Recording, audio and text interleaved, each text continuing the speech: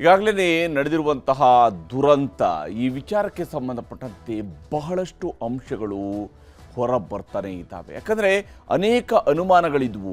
ಏನಾಯಿತು, ಹೇಗಾಯಿತು, ಯಾವ ಸ್ವರೂಪದಲ್ಲಿ ಈ ಒಂದು ದುರಂತ ಸಂಭವಿಸಿದೆ ಅನ್ನೋದಕ್ಕೆ. ಯಾಕಂದರೆ ವಿಮಾನ ನಿಲ್ದಾಣದಿಂದ ಟೇಕ್ ಆಫ್ ಆದ ನಂತರ ಕೇವಲ 15 ಸೆಕೆಂಡ್ಗಳ ಅಂತರದಲ್ಲಿ ಧ್ವಂಸ ಆಗುತ್ತೆ. ಇಷ್ಟು ಬೇಗನೆ ಆ ವಿಮಾನ ಧ್ವಂಸ ಆಗೋದಕ್ಕೆ ಕಾರಣ ಏನು? ವಿಮಾನ ಪತನಗೊಳ್ಳೋದಕ್ಕೆ ಕಾರಣ ಏನು? ವಿಮಾನ ಮೇಲಕ್ಕೆ ಹೋಗೋದ್ರ ಬದಲಿಗೆ, ಆಕಾಶದೆತ್ತರಕ್ಕೆ ಹೋಗೋ ಬದಲಿಗೆ ನೆಲಕ್ಕಪ್ಪಳಿಸಿದ್ದು ಯಾಕೆ? ನೆಲಕ್ಕಪ್ಪಳಿಸುವ ಸಂದರ್ಭದಲ್ಲಿ ಅದು ಕಟ್ಟಡಕ್ಕೆ ಡಿಕ್ಕಿ ಹೊಡೆದು ಆ ಒಂದು ದೊಡ್ಡದಾದಂಥ ಬ್ಲಾಸ್ಟ್ ಕೂಡ ಆಗಿರುವಂಥದ್ದು. ಈ ಕ್ರಾಶ್ ಲ್ಯಾಂಡಿಂಗ್ ಹಾಗಾದರೆ ಯಾಕಾಯಿತು? ಎಲ್ಲ ವಿಚಾರಗಳ ಬಗ್ಗೆಯೂ ಕೂಡ ಅನೇಕ ಅನುಮಾನಗಳಿದ್ವು. ಈಗ DGCA ಕೈ ಸೇರಿರ್ತಕ್ಕಂತಹ ಪ್ರಾಥಮಿಕ ವರದಿಯ ಒಂದಿಷ್ಟು ಅಂಶಗಳು ನ್ಯೂಸ್ 18ಗೆ ಲಭ್ಯವಾಗಿದೆ. ನೆಟ್ವರ್ಕ್ 18ಗೆ ಉನ್ನತ ಮೂಲಗಳ ಮಾಹಿತಿ ಲಭ್ಯ ಆಗಿರುವಂಥದ್ದು. ಹಕ್ಕಿಯೂ ಹೊಡೆದಿಲ್ಲ, ಓವರ್ಲೋಡ್ ಕೂಡ ಆಗಿಲ್ಲ. ಈ ವಿಮಾನದ ಪತನಕ್ಕೆ ಸಾಧ್ಯತೆಗಳನ್ನು ಗುರುತು ಹಾಕಿದಂತಹ ಸಂದರ್ಭದಲ್ಲಿ ಹಕ್ಕಿ ಹೊಡೆದಿರಬಹುದೇನೋ ಅನ್ನುವಂತಹ ಸಾಧ್ಯತೆ, ಓವರ್ಲೋಡ್ ಆಗಿರಬಹುದೇನೋ ಅನ್ನುವಂತಹ ಸಾಧ್ಯತೆ.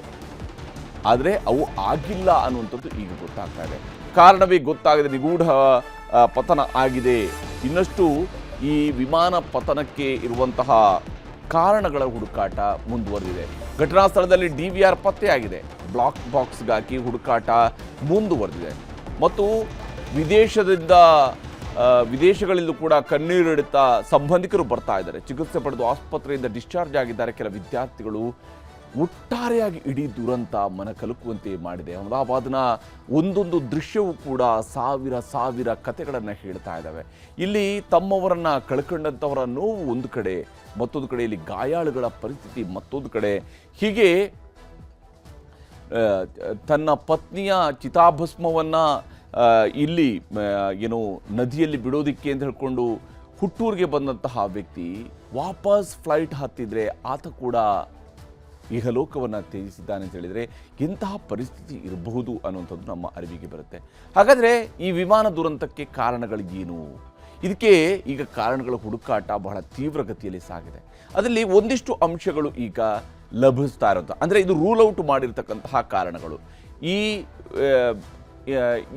ಅಂಶಗಳನ್ನು ರೂಲ್ ಔಟ್ ಮಾಡಲಾಗ್ತಿದೆ. ಈಗ ಸಿಕ್ಕಿರುವಂಥದ್ದು ಬ್ಲ್ಯಾಕ್ ಬಾಕ್ಸ್ನ ದೃಶ್ಯ. ಅಂದರೆ ಇವತ್ತು ಬೆಳಗಿಂದ ಕೂಡ ಬ್ಲ್ಯಾಕ್ ಬಾಕ್ಸ್ ಸಿಕ್ಕಿದೆ ಅನ್ನುವಂಥದ್ದು ಮೊದಲಿಗೆ ಒಂದು ಮಾಹಿತಿ ಬಂದಿತ್ತು. ನಂತರ ಇಲ್ಲ, ಅದು ಸಿಕ್ಕಿಲ್ಲ ಅನ್ನೋದ್ರ ಬಗ್ಗೆ ನೇರವಾಗಿ ಏರ್ ಇಂಡಿಯಾದವರನ್ನೇ ಒಂದು ಸ್ಪಷ್ಟನೆಯನ್ನು ಕೊಟ್ಟರು. ಈಗ ಅಂತಿಮವಾಗಿ ಬ್ಲ್ಯಾಕ್ ಬಾಕ್ಸ್ ರಿಕವರಿ ಆಗಿದೆ. ಇದು ಈ ಪತನಗೊಂಡಿರ್ತಕ್ಕಂತಹ ವಿಮಾನದಲ್ಲಿದ್ದಂತಹ ಬ್ಲ್ಯಾಕ್ ಬಾಕ್ಸ್ ರಿಕವರಿ ಆಗಿದೆ. ಇದರಲ್ಲಿ ಬಹಳ ಮಹತ್ವದ ಅಂಶಗಳು ಸ್ಟೋರ್ ಆಗಿರುತ್ತವೆ. ಅಂದರೆ ಈ ವಿಮಾನ ದುರಂತಕ್ಕೆ ನಿಖರವಾಗಿ ಏನಾಗಿದೆ, ಯಾವ ಕಾರಣದಿಂದ ಈ ದುರಂತ ಸಂಭವಿಸಿದೆ, ಹೇಗಾಗಿದೆ ಈ ದುರಂತ, ಇದು ನಿಖರವಾಗಿ ಈ ಒಂದು ಬ್ಲ್ಯಾಕ್ ಬಾಕ್ಸ್ನ ಮೂಲಕವಾಗಿ ಸಿಗುವಂಥದ್ದಿದೆ. ಇದುವರೆಗೂ ಕೂಡ ಇದಕ್ಕಾಗಿ ಹುಡುಕಾಟ ನಡೆಸಲಾಗಿತ್ತು. ಮಧ್ಯಾಹ್ನದ ಹೊತ್ತಿಗೆ ಆಗಲೇ DVR ಸಿಕ್ಕಿತ್ತು, ವಿಮಾನದ ಕಾಕ್ಪಿಟ್ನ DVR ಸಿಕ್ಕಿತ್ತು. ಈಗ ವಿಮಾನದ ಬ್ಲ್ಯಾಕ್ ಬಾಕ್ಸ್ ಕೂಡ ಲಭಿಸಿದೆ. ಈ ಬ್ಲ್ಯಾಕ್ ಬಾಕ್ಸ್ನಲ್ಲಿ ಎಕ್ಸಾಕ್ಟ್ ಆಗಿ ಏನಾಗಿದೆ ಅನ್ನೋದಕ್ಕೆ ಸಂಬಂಧಪಟ್ಟಂಥ ಒಂದಿಷ್ಟು ತಾಂತ್ರಿಕ ಅಂಶಗಳು ಸಿಗಬಹುದು. ತಾಂತ್ರಿಕ ಅಂಶಗಳು ಅಂದರೆ ನಿಜಕ್ಕೂ ಕಡೆ ಕ್ಷಣದಲ್ಲಿ ಏನಾಗಿದೆ ಅನ್ನೋದಕ್ಕೆ ಸಂಬಂಧಪಟ್ಟಂಥ ಟೆಕ್ನಿಕಲ್ ರೀಸನ್ಸ್ ಏನಿದೆ ಅನ್ನೋಂಥದ್ದು ಕೂಡ ಗೊತ್ತಾಗಬಹುದು. ಆದರೆ ಈಗಾಗಲೇ ಕೈ ಸೇರಿರುವಂಥದ್ದು ಪ್ರಾಥಮಿಕ ವರದಿ. ಇದು ಬ್ಲ್ಯಾಕ್ ಬಾಕ್ಸ್ ಆಧಾರಿತವಾಗಿರುವಂಥದ್ದಲ್ಲ, DVR ಆಧಾರಿತವಾಗಿರುವಂಥದ್ದಲ್ಲ. ವಿಮಾನದ ಒಳಗಡೆ ಏನಾಗಿದೆ ಅನ್ನೋದ್ರ ಬಗ್ಗೆ ನಿಖರ ಕಾರಣಗಳು ಇದುವರೆಗೂ ಕೂಡ ಲಭ್ಯ ಆಗಿಲ್ಲ. ಹಾಗಿರುವಾಗ ವಿಮಾನ ದುರಂತಕ್ಕೆ ಸಂಬಂಧಪಟ್ಟಂತೆ ಕಾರಣಗಳ ಹುಡುಕಾಟ ಹೇಗೆ ಸಾಗಿದೆ ಅನ್ನೋದನ್ನು ನಿಮಗೆ ಮೊದಲಿಗೆ ವಿವರಿಸ್ತೀನಿ. ಬಹಳ ಮುಖ್ಯವಾಗಿ ಈ ವಿಮಾನಕ್ಕೆ ಸಂಬಂಧಪಟ್ಟಂತೆ ಸಿಕ್ಕಿರುವಂತಹ ಮಾಹಿತಿಗಳಲ್ಲಿ ವಿಮಾನ ದುರಂತಕ್ಕೆ ಸಂಬಂಧಿಸಿದ ಪ್ರಾಥಮಿಕ ವರದಿ DGCAಗೆ ಸಲ್ಲಿಕೆ ಕೂಡ ಆಗಿದೆ. ಈಗಾಗಲೇ DGCAಗೆ ಈ ಒಂದು ವರದಿಯ ಸಲ್ಲಿಕೆ ಆಗಿದೆ. ವರದಿ ಸಲ್ಲಿಕೆ ಪ್ರಾಥಮಿಕ ವರದಿ ಇದು. ಅಂದರೆ ಯಾವ ಕಾರಣದಿಂದ ಈ ದುರಂತ ಸಂಭವಿಸಿದೆ ಅನ್ನೋದಕ್ಕೆ ಸಂಬಂಧಪಟ್ಟಂತಹ ವಿಮಾನ ನೆಲಕ್ಕುರುಳಿದ ಬಗ್ಗೆ ನಿಖರ ಕಾರಣಗಳಿಗೆ ಇನ್ನೂ ಕೂಡ ಹುಡುಕಾಟ ಮುಂದುವರೆದಿದೆ. ಯಾಕೆಂದರೆ ಅಂತಿಮವಾಗಿ ಈ ಬ್ಲ್ಯಾಕ್ ಬಾಕ್ಸ್ ಸಿಕ್ಕ ನಂತರ ಇದನ್ನು ತಪಾಸಣೆಗೆ ಕಳಿಸಲಾಗುತ್ತೆ. ಇದನ್ನು ತಾಂತ್ರಿಕ ಅಧ್ಯಯನ ನಡೆಯುತ್ತೆ. DVR ಸಿಕ್ಕಿದೆ, ಅದರ ತಾಂತ್ರಿಕ ಅಧ್ಯಯನ ನಡೆಯುತ್ತೆ. FSLಗೆ ಅದನ್ನು ಕೂಡ ಕಳಿಸಿದ್ದಾರೆ. ಈಗ ಪ್ರಾಥಮಿಕ ವರದಿಯಲ್ಲಿನ ಅಂಶಗಳು ನ್ಯೂಸ್ 18ಗೆ ಲಭಿಸಿರುವಂಥದ್ದು. ಅಂದರೆ ಏನಾಗಿದೆ, ಯಾವುದನ್ನು ರೂಲ್ ಔಟ್ ಮಾಡಿದ್ದಾರೆ ಅನ್ನುವಂತಹ ಅಂಶಗಳು ಈಗ ನ್ಯೂಸ್ 18ಗೆ ಲಭ್ಯವಾಗಿದ್ದಾವೆ. DGCA ಮೂಲಗಳಿಂದ ನೆಟ್ವರ್ಕ್ 18ಗೆ ಪ್ರಾಥಮಿಕ ವರದಿಯ ಮಾಹಿತಿ ಲಭಿಸಿದೆ. ಈ DGCAಗೆ ಸಲ್ಲಿಕೆ ಆಗಿರ್ತಕ್ಕಂತಹ ವರದಿಯ ಪ್ರಾಥಮಿಕ ವರದಿಯ ಅಂಶಗಳು ನೆಟ್ವರ್ಕ್ 18ಗೆ ಲಭ್ಯ ಆಗಿದೆ. DGCA ಮೂಲಗಳ ಪ್ರಕಾರ ಅಂದರೆ ಅವರಿಗೆ ಸಲ್ಲಿಕೆ ಆಗಿರುವಂತಹ ವರದಿಯಲ್ಲಿ ಉಲ್ಲೇಖ ಆಗಿರ್ತಕ್ಕಂತಹ ವಿಚಾರಕ್ಕೆ ಸಂಬಂಧಿಸಿದಂತೆ DGCA ಮೂಲಗಳು ದೃಢಪಡಿಸ್ತಾ ಇರುವಂಥದ್ದು ವಿಮಾನದ ಎಂಜಿನ್ಗೆ ಹಕ್ಕಿ ಬಡಿದಿರುವಂತಹ ಸಾಧ್ಯತೆ ಇಲ್ಲ.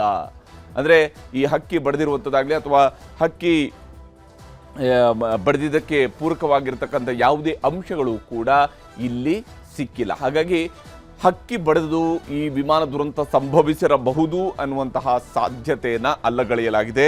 ಅದನ್ನು ರೂಲ್ ಔಟ್ ಮಾಡಲಾಗಿದೆ. ಈ ಸಾಧ್ಯತೆ ಇಲ್ಲ ಅಂತ ಹೇಳಿ ಪ್ರಾಥಮಿಕ ವರದಿಯಲ್ಲಿ ಉಲ್ಲೇಖ ಮಾಡಲಾಗಿದೆ. ಇನ್ನು DGCA ಮೂಲಗಳು ಹೇಳಿದ ಪ್ರಕಾರ ಪೈಲಟ್ ಕಾರಣದಿಂದ ಅಪಘಾತ ಸಾಧ್ಯತೆ ತೀರಾ ಕಡಿಮೆ ಅಂತ.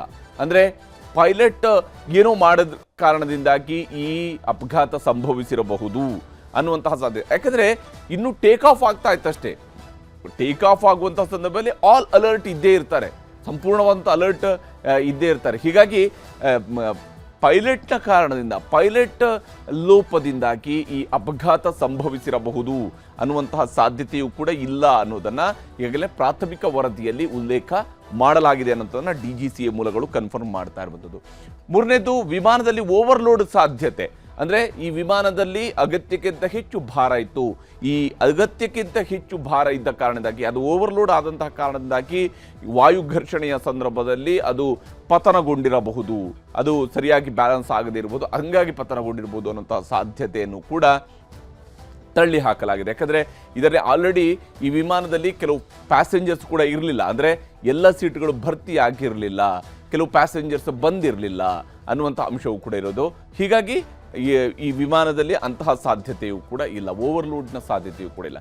ಹಾಗಾದರೆ ಮುಂದೇನು ಕಾರಣಗಳು, ಅಂದರೆ ಇನ್ನೂ ಈಗ ಹುಡುಕ್ತಾ ಇರುವಂತಹ ಕಾರಣಗಳು ಏನೇನಿದ್ದಾವೆ ಅನ್ನೋದನ್ನು ಕೂಡ ನಾವು ಅಂದರೆ ಈ ದುರಂತಕ್ಕೆ ಇರಬಹುದಾಗಿರುವಂತಹ ಇತರೆ ಸಾಧ್ಯತೆಗಳ ಬಗ್ಗೆಯೂ ಕೂಡ ನೋಡಲಾಗ್ತಾ ಇದೆ. ಇಲ್ಲಿ ಬಹಳ ಮುಖ್ಯವಾಗಿ 2 ಎಂಜಿನ್ಗಳಲ್ಲಿ ತಾಂತ್ರಿಕ ದೋಷದಿಂದ ಅಪಘಾತ ಆಗಿರಬಹುದು.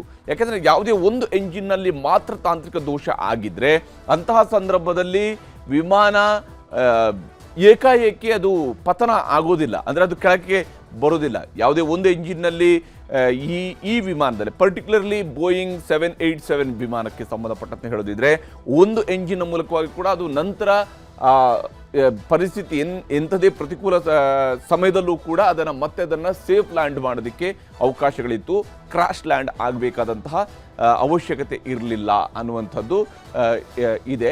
ಹೀಗಿರುವಾಗ 2 ಎಂಜಿನ್ಗಳಲ್ಲಿ ಏನಾದರೂ ತಾಂತ್ರಿಕ ದೋಷ ಆಗಿರಬಹುದು, ಈ ಕಾರಣದಿಂದಾಗಿ ಅಪಘಾತ ಸಂಭವಿಸಿರಬಹುದು ಅನ್ನುವಂಥದ್ದು ಈ ದುರಂತಕ್ಕೆ ಇರುವಂತಹ ಇತರೆ ಸಾಧ್ಯತೆಗಳಲ್ಲಿ ಬಹಳ ಮುಖ್ಯವಾಗಿರುವಂಥದ್ದು. ಎರಡನೇದು, ತೈಲ ಪೂರೈಕೆ ವ್ಯತ್ಯಯದಿಂದಾಗಿ ಎಂಜಿನ್ಗೆ ಹಾನಿ ಆಗಿರಬಹುದು. ಅಂದರೆ ಎಂಜಿನ್ಗೆ ಸಪ್ಲೈ ಆಗಬೇಕಾಗಿರುವಂತಹ ಇಂಧನದ ಸಪ್ಲೈ ಆಗುವಂತಹ ಸಂದರ್ಭದಲ್ಲಿ, ತೈಲದ ಸಪ್ಲೈ ಸಂದರ್ಭದಲ್ಲಿ ಎದುರಾಗಬಹುದಾಗಿರುವಂತಹ ಬ್ಲಾಕೇಜ್ಗಳಾಗಿರ್ಬೋದು. ಇದರಿಂದಾಗಿ ಏನು ರಿಯಲ್ ಆಗಿ ಸಿಗಬೇಕಾಗಿರ್ತಕ್ಕಂತಹ ಸ್ಪೀಡ್ ಎಂಜಿನ್ಗೆ ಸಿಗದೇ ಇದ್ದಿರಬಹುದು. ಇದರಿಂದಾಗಿ ತೈಲ ಪೂರೈಕೆ ವ್ಯತ್ಯಯದಿಂದಾಗಿ ಎಂಜಿನ್ಗೆ ಹಾನಿ ಆಗಿರಬಹುದು. ಆ ಕಾರಣದಿಂದಾಗಿ ಅಪಘಾತ ಸಂಭವಿಸಿರುವಂತಹ ಸಾಧ್ಯತೆ ಇದೆ ಅಂತ ಹೇಳಿ ಅಂತಿಮವಾಗಿ ಅದು ಕೂಡ ಒಂದು ವಿಮಾನವೂ ಕೂಡ ಒಂದು ವಾಹನವೇ. ಅದರಲ್ಲಿರುವಂತಹ ಎಂಜಿನ್, ಅದಕ್ಕಿರುವಂತಹ ತೈಲ ಸಪ್ಲೈ ಇದೆಲ್ಲವೂ ಕೂಡ ಕರೆಕ್ಟಾಗಿ ಕ್ಲಿಯರ್ ಆಗಿ ಇರಲೇಬೇಕು. ಅದು ಸಮರ್ಪಕವಾಗಿ ಇಲ್ಲದೆ ಇದ್ದಂತಹ ಸಂದರ್ಭದಲ್ಲಿ ಇಂತಹ ಅಪಘಾತ ಆಗಿರಬಹುದು. ಅಂದರೆ ನಿರೀಕ್ಷಿತ ಸ್ಪೀಡ್ ಸಿಗದೇ ಇರಬಹುದು, ಕಂಟ್ರೋಲ್ ಸಿಗದೇ ಇರಬಹುದು, ಕಂಟ್ರೋಲ್ ಕೈ ತಪ್ಪಿರಬಹುದು ಅನ್ನುವಂತಹ ಸಾಧ್ಯತೆಯ ಬಗ್ಗೆಯೂ ಕೂಡ ಹುಡುಕಾಡ್ತಿದೆ. ಇನ್ನು ಗಾಳಿಯ ಒತ್ತಡ, ವೇಗಕ್ಕೆ ವಿಮಾನ ಸಮತೋಲನವನ್ನು ಕಳ್ಕೊಂಡಿರುವಂತಹ ಸಾಧ್ಯತೆ, ವಿಮಾನಕ್ಕೆ ರಿಯಲ್ ಆಗಿರುವಂತಹ ಸಮತೋಲನವನ್ನದು ಕಳ್ಕೊಂಡಿದೆ ಅಂತೇಳಿ ಅದಕ್ಕೇನೆ ಕೆಲವು ಎಕ್ಸ್ಪರ್ಟ್ಗಳು ಹೇಳ್ತಿರೋ ಪ್ರಕಾರ ವಿಮಾನದ ಏನು ರೆಕ್ಕೆಗಳು ಓಪನ್ ಆಗಿರತಕ್ಕಂತಹ ರೀತಿಯನ್ನು ಗಮನಿಸಿದಾಗ ಇದು ಅಪಘಾತಕ್ಕೀಡಾಗುವಂತಹ ಲಕ್ಷಣವನ್ನು ಅದು ತೋರಿಸ್ತಾ ಇತ್ತು.